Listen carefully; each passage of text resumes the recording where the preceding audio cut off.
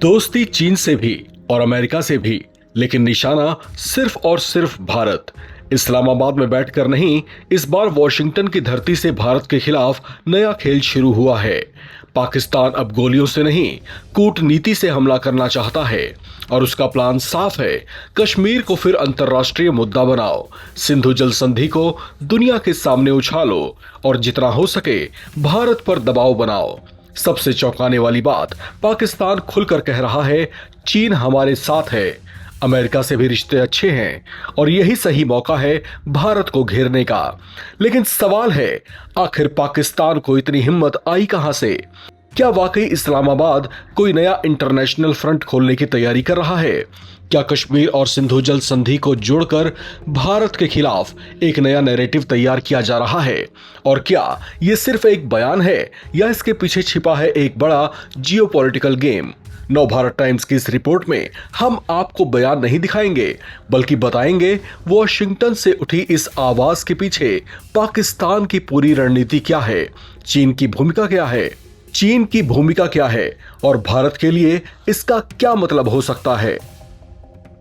Operation सिंदूर के साथ साथ भारत ने पाकिस्तान के लिए सिंधु जल संधि को सस्पेंड कर उसे ऐसा झटका दिया जिससे वो उबर नहीं पा रहा। वो छटपटा रहा है लेकिन भारत के आगे गिड़गिड़ा नहीं पा रहा। लिहाजा इस मुद्दे पर दुनिया में घूम घूम कर दुहाइयां देता फिर रहा है। अब भारत को घेरने के लिए वो एक नई चाल चल रहा है। सिंधु जल संधि पर कोई जोर नहीं चला तो उसने फिर से कश्मीर राग अलाप दिया है। अमेरिका में पाकिस्तान के राजदूत रिजवान सईद शेख ने खुलकर कहा कि कश्मीर विवाद को फिर से अंतर्राष्ट्रीय मंचों पर उठाया जाना चाहिए और सिंधु जल संधि यानी इंडस वाटर्स ट्रीटी के मुद्दे पर भी भारत के खिलाफ वैश्विक समर्थन जुटाने की जरूरत है।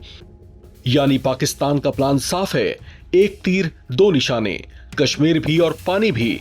यही नहीं, रिजवान शेख ने यह भी कहा कि पाकिस्तान की चीन के साथ मजबूत रणनीतिक साझेदारी है और अमेरिका के साथ भी उसके रिश्ते बेहतर हो रहे हैं। उनके मुताबिक इस कूटनीतिक माहौल का इस्तेमाल पाकिस्तान को अपने पक्ष में करना चाहिए। यहीं से कहानी और दिलचस्प हो जाती है, क्योंकि यह बयान किसी राजनीतिक रैली में नहीं बल्कि अमेरिका की राजधानी वॉशिंगटन में पाकिस्तान दूतावास के कार्यक्रम में दिया गया।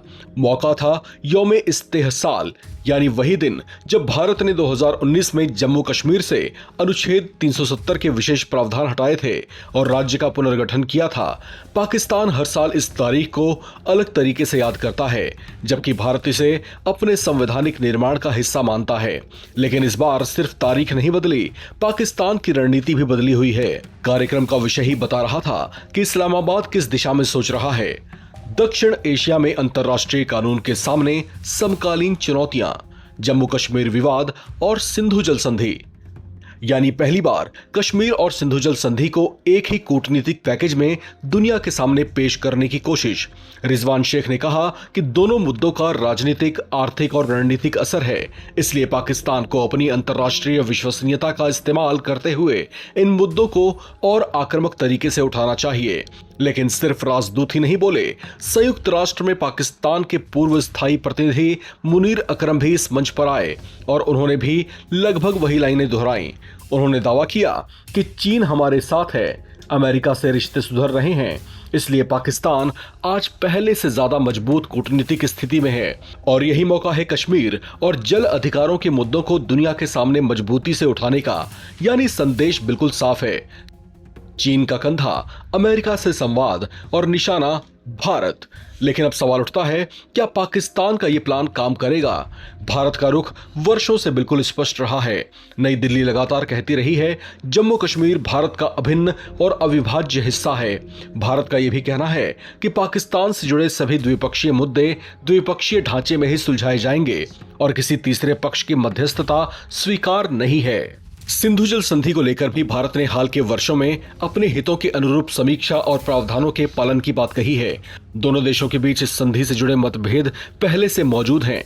यानी एक तरफ पाकिस्तान है जो दुनिया के बड़े देशों के सामने अपना पक्ष मजबूत करने की कोशिश कर रहा है और दूसरी तरफ भारत जो लगातार यही कह रहा है कि उसका आंतरिक और द्विपक्षीय मामला है। लेकिन असली सवाल अब भी बाकी है, क्या पाकिस्तान सचमुच कोई नया अंतर्राष्ट्रीय नैरेटिव बनाने में सफल होगा या फिर ये सिर्फ एक और कूटनीतिक कोशिश बनकर रह जाएगी?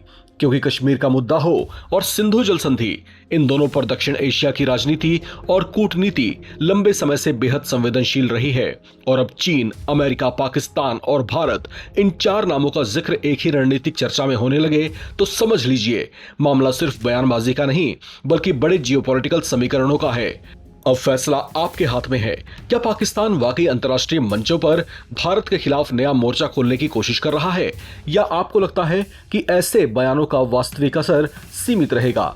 कमेंट करके अपनी राय जरूर शेयर करें, चैनल को सब्सक्राइब करें और देखते रहें नवभारत टाइम।